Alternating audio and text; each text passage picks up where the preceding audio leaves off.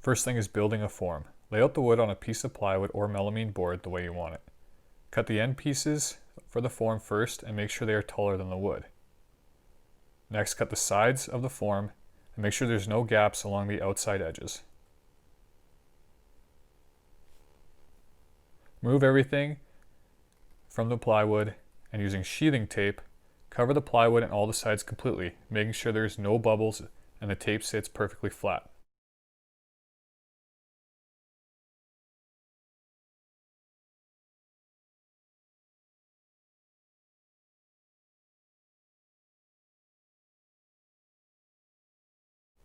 Once everything is covered, place it all back together and make sure there's no gaps on the outside edges. Screw the form together on all four corners.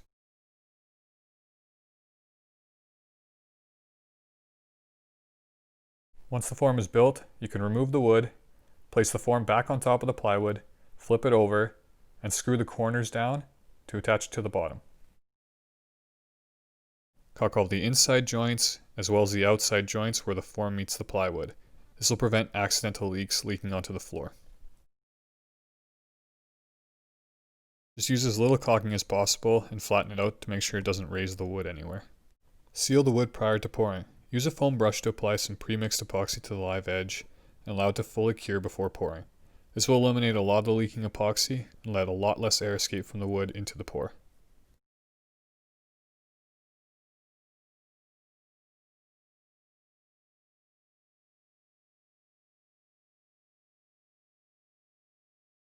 Make sure the form is level in all directions.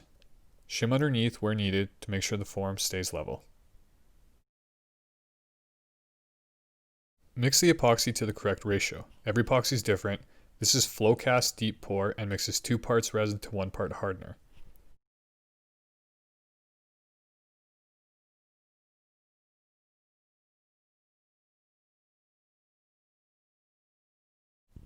Only mix in one container. If you try mixing in 2 separate containers and combining the epoxy into one container, the epoxy can stick to the side of one of the containers and it'll change the ratio.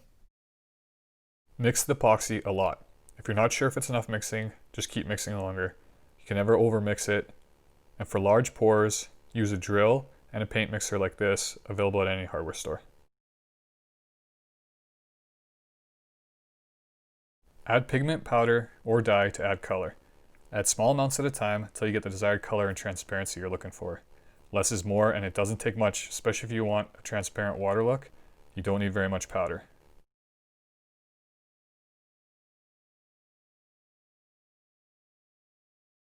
Mix the epoxy again, making sure all the powder is fully absorbed and there's none left over.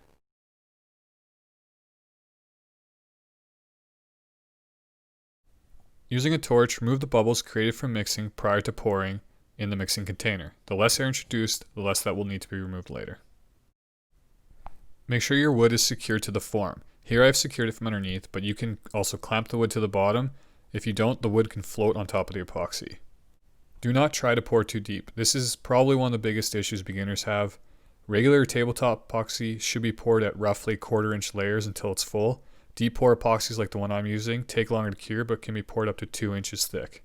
If you pour too deep, it will not cure properly. Pour until the epoxy is even with the top of the wood. Next, let the epoxy sit for a few minutes, and then use a torch to remove the initial air bubbles. Keep the torch 1 to 2 inches above the epoxy.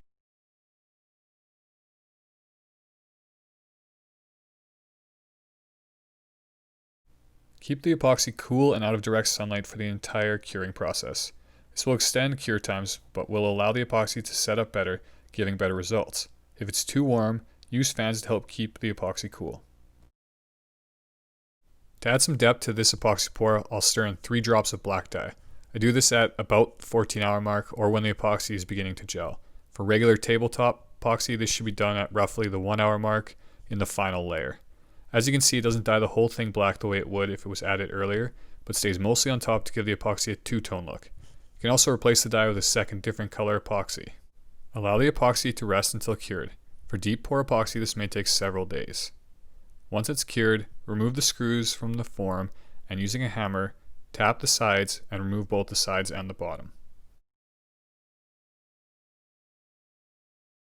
Sometimes the sides are a little difficult to come off and may require a little extra force. Just keep hitting them until they let go.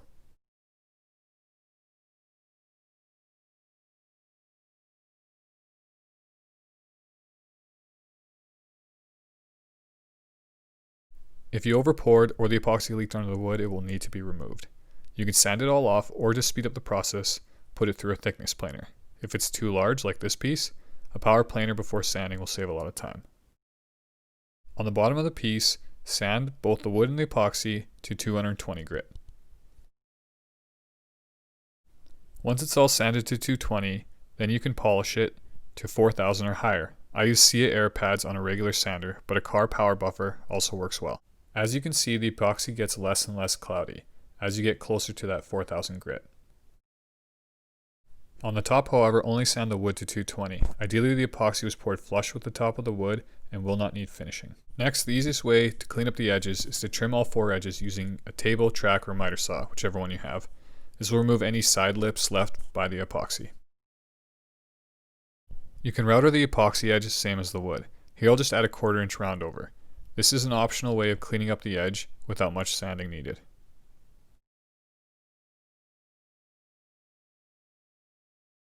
Starting with the top, oil or seal the wood with the product of your choice.